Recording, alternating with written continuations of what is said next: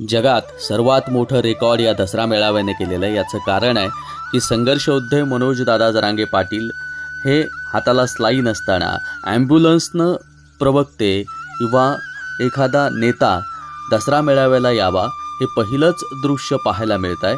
आणि ज्या योद्ध्यानं सांगितलं की शेतकऱ्यावरती संकट आहे आणि आपण दसरा मेळाव्याला येऊ नये, तरीसुद्धा पब्लिक म्हणजे बघितली तर कोटीच्या संख्येमध्ये पाहायला मिळते।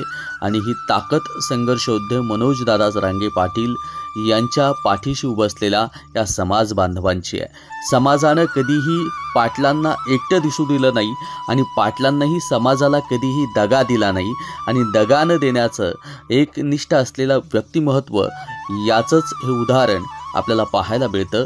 आणि पाटलांच्या सोबत हे सर्व दृश्य नक्कीच आपण संपूर्ण महाराष्ट्रभर पोहोचूया। आणि तुम्हाला हा दसरा मेळावा कसा वाटतोय नक्की कमेंट बॉक्समध्ये सांगा। आणि महाराष्ट्रातल्या तमाम मराठा बांधवांपर्यंत हे दृश्य पोहोचवा। आणि अनेकांना वाटलं होतं की दसरा मेळाव्याला पब्लिकच येणार नाही, पण ही पब्लिक पाहून अनेकांना धास्ती भरलेली आहे।